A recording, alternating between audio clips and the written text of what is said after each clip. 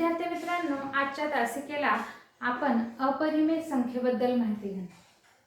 तर अपरिमेय संख्या म्हणजे काय हे पाहण्या अगोदर त्याच्यापूर्वी आपण आणखी काही संख्यांचे समूह पाहिलेले आहेत. त्या समूह संख्यांची माहिती आपण सुरुवातीला पाहिला नैसर्गिक संख्या समूह. हा आपला समजा हा नैसर्गिक संख्येचा समूह आहे. तर नैसर्गिक संख्येचा समूह हा कॅपिटल एन या अक्षराने दाखवला जातो. नैसर्गिक संख्या कशाला म्हणायचं, तर नैसर्गिक संख्येची सुरुवात ही 1 पासून होते. सर्वात लहान नैसर्गिक संख्या ही 1 आहे. 1 2 3 4. मग सर्वात मोठी नैसर्गिक संख्या आपल्याला सांगता येत नाही. तर 1 पासून सुरू होणाऱ्या ती आणि कधीही न संपणाऱ्या ह्या नैसर्गिक संख्या आहेत. आपल्याला सर्वात मोठी नैसर्गिक संख्या सांगता येत नाही. हा नैसर्गिक संख्येचा संच किंवा समूह आपण पाहिला. याच्यानंतर आपण पाहिलं पूर्ण संख्या. नैसर्गिक संख्येपेक्षा थोडासा मोठा असलेला समूह म्हणजे पूर्ण संख्या. आता पूर्ण संख्या कशाला म्हणायचं, तर या नैसर्गिक ज्या संख्या आहेत त्या संख्येमध्ये फक्त आपण 0 ही संख्या जर मिळवली तर आपल्याला पूर्ण संख्या मिळते. म्हणजे याच्यामध्ये या पूर्ण संख्येमध्ये फक्त काय ऍड करायचं, आपल्याला 0 ऍड करायचं. 0 याच्यामध्येच बघा तुम्ही, या पूर्ण संख्येमध्ये हा नैसर्गिक संख्या सामावलेल्या आहेत. म्हणजे सर्व नैसर्गिक संख्या या पूर्ण संख्या असतात. सर्व नैसर्गिक संख्या या पूर्ण संख्या असतात. त्याच्यापेक्षा फक्त नैसर्गिक संख्येपेक्षा पूर्ण संख्येमध्ये एकच संख्या जास्त आहे, ती म्हणजे 0. म्हणून सर्वात लहान पूर्ण संख्या ही 0 आहे. सर्वात मोठी पूर्ण संख्या पण सांगता येत नाही. याच्यानंतरचा नैसर्गिक समूह पाहिला आपण, तो म्हणजे पूर्णांक संख्या. बघा, नैसर्गिक संख्येपेक्षा मोठा पूर्ण संख्या. पूर्ण संख्येचा संच हा W या अक्षराने दाखवला जातो. पूर्णांक संख्येचा संच I या अक्षराने दाखवला जातो. म्हणजे आता तुम्हाला या आकृतीवरून लक्षात येईल, सर्व नैसर्गिक संख्या या पूर्णांक संख्या आहेत. सर्व पूर्ण संख्या या पूर्णांक संख्या आहेत आणि याच्यापेक्षा आणखीन काही संख्या आहेत ज्या नैसर्गिक संख्या नाहीत, पूर्ण संख्या नाही. मग त्या संख्या कोणत्या, तर त्या संख्या म्हणजे नैसर्गिक संख्येच्या विरुद्ध संख्या. विरुद्ध संख्या म्हणजे ज्या दोन संख्यांची बेरीज 0 येते त्या दोन संख्येला का विरुद्ध, एकमेकीच्या विरुद्ध संख्या म्हणतात. म्हणजे आता 1 ची विरुद्ध संख्या -1 या ठिकाणी, 2 ची विरुद्ध संख्या -2, 3 ची विरुद्ध संख्या -3, 4 ची विरुद्ध संख्या -4, 5 ची विरुद्ध संख्या -5. नैसर्गिक संख्या संपणाऱ्या नाहीत, म्हणजे त्याच्या विरुद्ध संख्या सुद्धा कशा आहेत, न संपणाऱ्या आहेत. म्हणजे या नैसर्गिक संख्या पूर्ण संख्या पेक्षा या पूर्णांक संख्येमध्ये कोणत्या जास्त संख्या आहेत, तर या ऋण संख्या, ऋण 1, ऋण 2, ऋण 3, ऋण 4, ऋण 5 या संख्या या पूर्णांक संख्येमध्ये जास्त. आता या पूर्णांक संख्येपेक्षा मोठा संख्या समूह म्हणजे या अपरिमेय संख्या. याच्यापेक्षा मोठा समूह म्हणजे हा अपरिमेय संख्या. या आकृतीवरून लक्षात येईल, नैसर्गिक संख्या पूर्ण संख्या असतात, पूर्ण संख्या या पूर्णांक संख्या असतात आणि या सर्व पूर्णांक संख्या या अपरिमेय संख्या असतात. मग आता आणखीन या पूर्णांक संख्या तर सगळ्या अपरिमेय, -3, -4, -5, 2, 4, 9, 12, 25 या सगळ्या तर अपरिमेय संख्या आहेतच. पण अशा कोणत्या संख्या आहेत ज्या पूर्णांक संख्या नाहीत पण अपरिमेय संख्या आहेत. आता 4/7 हे उदाहरण पाहिलं आपण. 4/7 ही पूर्णांक आहे का, नाही, ही पूर्णांक नाही. तर मग ही पूर्णांक नाही म्हणजे अपरिमेय. याला आपण काय म्हणतो, अपूर्णांक म्हणतो. आता 3/2 उणे 6/7 या संख्या अंश आणि छेद, अपूर्णांक हे सगळे कसे असतात, अंश आणि छेद या रूपात मांडलेले असतात. म्हणजे P/Q या रूपामध्ये हा काय असते, परिमेय परिमेय संख्या असते. पी छेद क्यू रूपातील सर्व संख्या या परिमेय संख्या असतात, फक्त क्यू बरोबर नाही शून्य.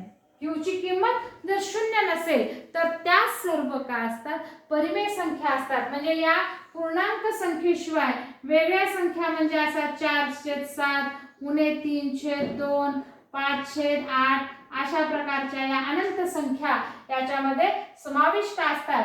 म्हणजे पी छेद क्यू या रूपातील सर्व संख्या काय असतात, या परिमेय संख्या असतात. म्हणजे त्या परिमेय संख्या असतात. म्हणजे आता आपण पाहिलं नैसर्गिक संख्या पाहिलं, पूर्ण संख्या पाहिलं, पूर्णांक संख्या पाहिलं, परिमेय संख्या पाहिलं. हे सगळे समूह सामावलेले आहेत.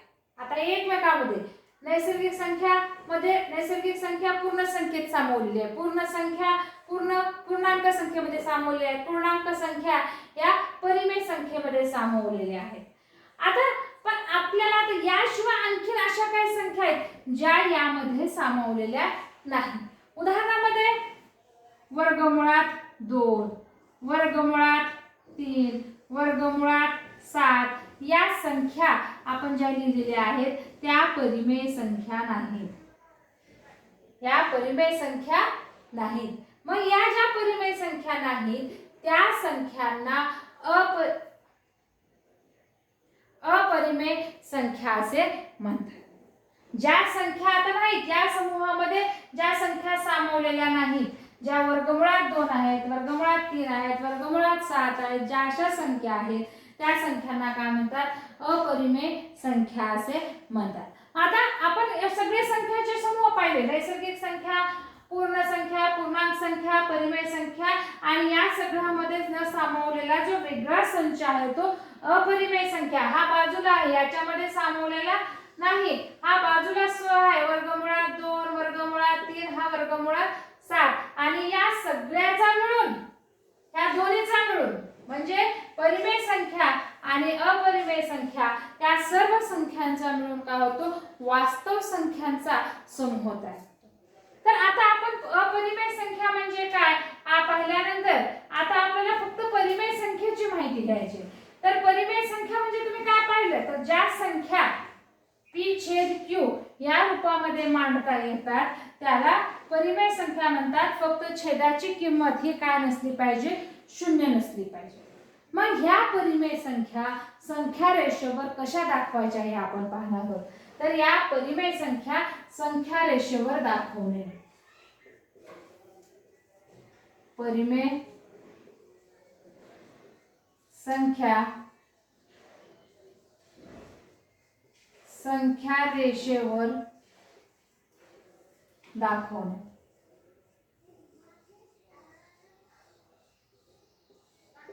परिमेय संख्या संख्या रेषेवर दाखवणे. तर आता आपल्याला इथे काही संख्या आपण पाहणार त्या कशा दाखवायच्या पाहूत आपण.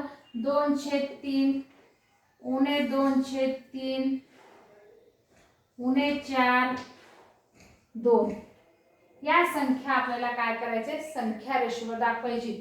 या सगळ्या परिमेय संख्या आहेत. तुम्हाला संख्या रेषा माहित आहे. संख्या रेषेवर तुम्ही नैसर्गिक संख्या, पूर्ण संख्या आणि पूर्णांक संख्या दाखवायला शिकलेला आहे.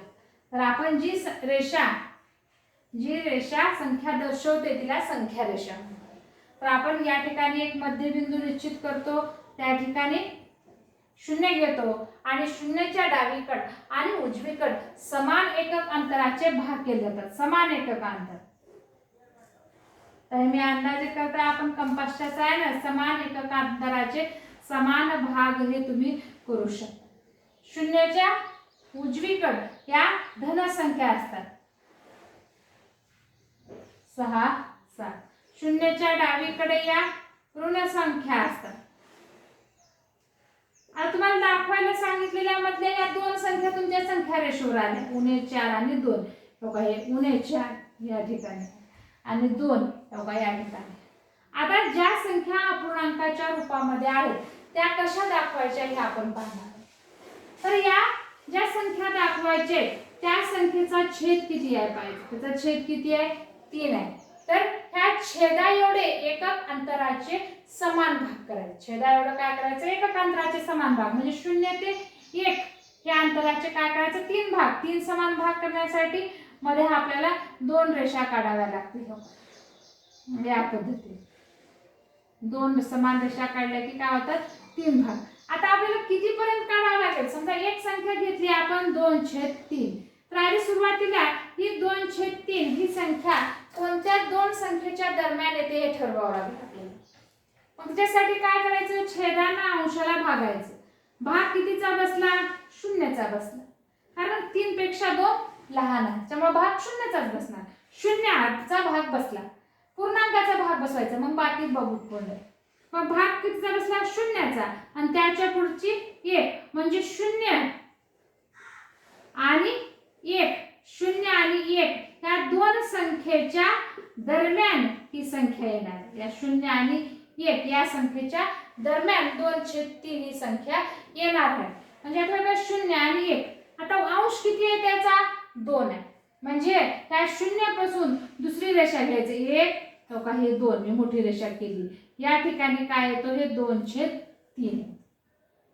दुसरी संख्या आहे उणे 2/3. ही आता उणे असल्यामुळे 0च्या डाव्या बाजूला आहे. ही सुद्धा 2/3च आहे, म्हणजे फक्त ऋण असल्यामुळे ते काय होईल, 0 आणि ऋण 1च्या दरम्यान येईल. आणि हे पण अंश पण 2च आहे, म्हणजे इथून ही पुढची दुसरी रेषा बघा, ही रेषा ही काय दर्शवेल, उणे 0 आणि उणे 1च्या दरम्यान, म्हणजे या ठिकाणची ही दुसरी रेषा आपल्याला उणे 2/3 दर्शवते. आता आणखीन काय उदाहरण पाहूत आपल्याला दुसरे.